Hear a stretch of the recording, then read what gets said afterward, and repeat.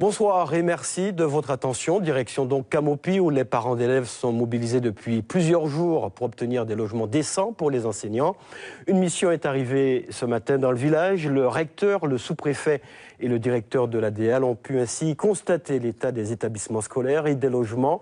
Lélia Cherubin-Jeannette et Laurence Tiansopo sont à Camopi. Des engagements ont été pris, Lélia.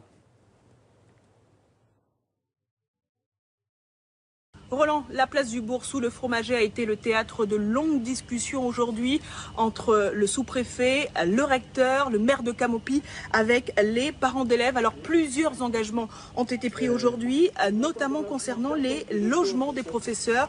8 appartements seront construits à partir du mois de novembre pour une livraison janvier 2017. Le sous-préfet s'est engagé à accompagner la mairie de Camopi dans ce projet. Alors un protocole d'accord a été signé entre les différentes parties. Cependant, le cadenas que vous voyez juste derrière moi restera encore sur la porte de l'école, au moins jusqu'à lundi. Le comité des parents d'élèves attend de voir si les engagements seront réellement tenus. Nous reviendrons sur cette journée plus en détail dès demain dans un reportage complet. Roland. Merci Lélia Cherubin-Jeannette, vous étiez avec Laurence Tiansopo depuis le village de Camopi. Le préfet a fait quelques annonces cet après-midi au cours d'une conférence de presse. Il a précisé certaines mesures. Les détails tout de suite avec Renaud Terrazzoni et Flore Vigneron. Dès leur retour de Camopi, le recteur et le sous-préfet des communes de l'intérieur donnent une conférence de presse. Les deux écoles et le collège, soit environ 250 élèves, n'ont plus de cours.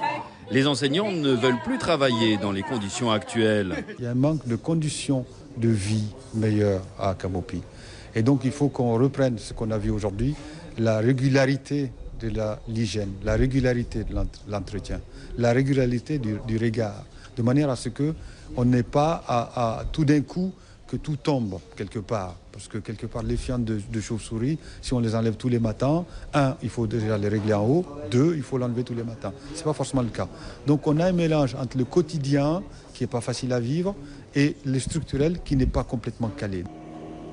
Un comité de suivi, constitué des parents d'élèves, a été mis en place pour veiller à la remise en état de l'école. Mais c'est la question du logement des enseignants qui a déclenché la crise à Camopi.